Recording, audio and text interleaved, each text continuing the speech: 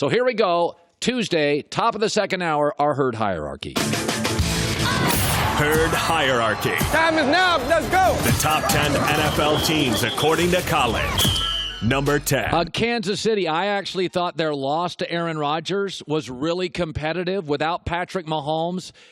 Structurally, I love them. GM's an A, coach an A, playmakers are an A. Even defensively, where they've got their issues, they're fifth in sacks, so they make plays defensively. So this is an organization that's going to be fine. They had a bizarre number of injuries. Early in the season, it happened, but they're not a man overboard. They're losing some home games. They're fine in their division where Denver's a mess. The Chargers are uneven, and I don't trust the Raiders. So Kansas City, to me, get Mahomes back, probably back soon. They're going to go on a streak. When you got a great coach, great playmakers, good GM, and you get to the quarterback, fifth in sacks, you're fine. Number 9. LA Rams are quietly very interesting now. Offensive line getting healthier, hasn't surrendered a sack in 2 weeks. By the way, they're fourth in the NFL in passing. Sean McVay knows how to build a passing game. Deepest receiving core in the league. Robert Woods, Cooper Kupp, Brandon Cooks, and Josh Reynolds is easily the best 4 receiver in the league. And Robert Woods or Cooks are easily the best number 3 receiver in the league. The offensive line is healthier. McVay may get beat within his own division by Pete Carroll and Shanahan, but he's 10-0 in his career against the AFC. They're getting healthy. Gerald Everett at tight ends, another nice piece. This is a passing offense now more than a running offense. They look pretty good right now. Rams at 9. Number 8. Minnesota Vikings. Listen, are they good enough to get to a conference championship? Yes. I think there's some fool's gold here. Even against Washington, when you put them in a primetime game, they shrink. They struggled beating the Redskins with a backup quarterback and a backup coach 19-9. But they're third in total offense. They're third in rushing. They've got playmakers on the perimeter. Their defense goes 3. Their safeties are great. Their corners are good. Their linebackers can run, and they get after the quarterback. That is hard to do in the NFL with a salary cap. When you have great players on all 3 levels of their defense, they do. And 2-star receivers and a star back. But I do think the offensive line is shaky. I wouldn't be shocked if they made a trading deadline move on their O-line, and I don't trust Kirk Cousins in a big spot. Number 7. Baltimore Ravens, hard to prepare for. In the new collective bargaining, you don't play in pads and hit much in practice.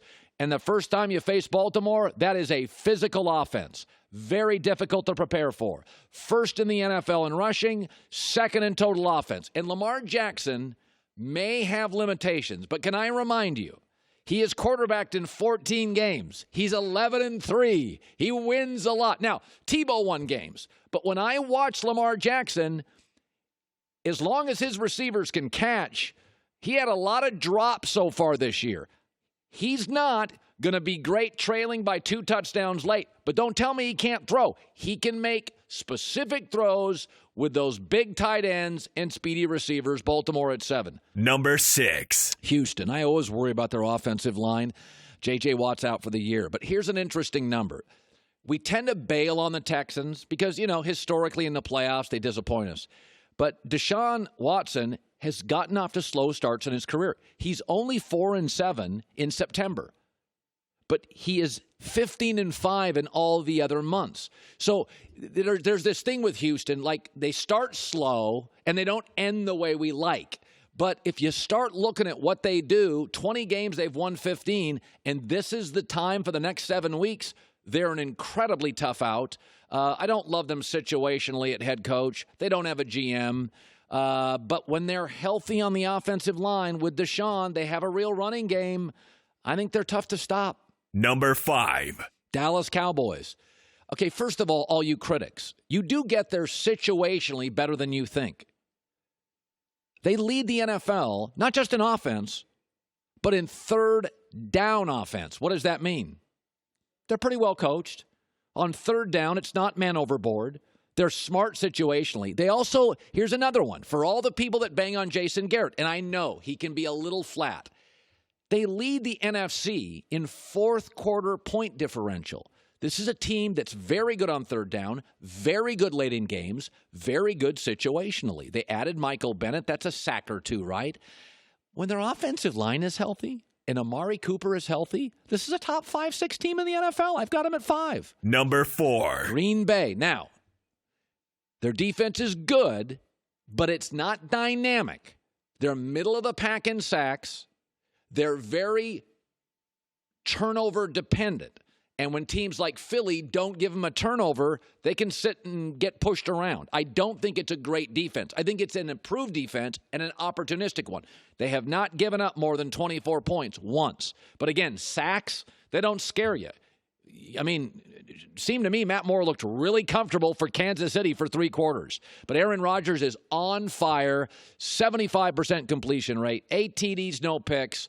Last 2 games. Aaron's hot. Aaron's happy. The Packers are good, number 4. Number 3. Next 3 teams have defenses. New England. Now you're saying, Colin, New England, they should be number 1. Here's what I saw against Cleveland. Their offensive line lost a lot of individual battles to the Browns' defensive line, and the Patriots' defensive line lost a lot of individual battles to the Browns' offensive line. I thought Cleveland's O-line had a very, very good day outside of the butt fumble play when they just, blew up a kind of a clever play. Now, they are the first team in the Super Bowl era halfway through a year to be averaging 30 and giving up only 10. Some of that is they've just played young quarterbacks, Darnold, Baker, just kids. But I didn't love their line play this weekend. I still think they don't have a tight end that can be dynamic, and they have no vertical passing game, and I think Brady has looked flat. Number 2. Saints. 4th in third down defense, 2nd in rush defense. The story on this is not Drew Brees. It's not. We saw Drew left, they went 5-0. The story on this is a really good defense. They stop you on third down. They get you off the field. They get the ball back to their running game. I mean, they've won without Drew Brees. They've won a game without Alvin Kamara. That's not what this Saints team is not what you think they're billed as. It's all offense. They don't throw the ball vertically. This is a really good defense that in spots gets after the quarterback. You can't run on them. They get you off the field in third down. And by the way, they have a Hall of Fame first ballot quarterback and a brilliant offensive coach with an elite receiver and an elite back. But I think their defense is really the leader of this team, not Drew Brees. Number 1. I mean, my eyes tell me San Francisco is the most dynamic team up front defensively and the most dynamic team offensively. And what's interesting, they're a little contrarian to what you believe. Now, we think it's Kyle Shanahan. Never forget his dad was a pound the football dad. So they lead the NFL in rushing. They are 57.5% of the time they run the ball. That's the highest percentage in the NFL. So, and this has been without both of their offensive tackles. They have not been healthy. This has been, you can't lose both tackles, right? It submerges the offense. Not here. First in defense, first in pass defense. They're also the least penalized team in the league. So I get a smart team, which is remarkable because their defense average is 25 years old. Cleveland's young. It's penalties everywhere. This team young. There's penalties nowhere. San Francisco, herd hierarchy, number 1 team.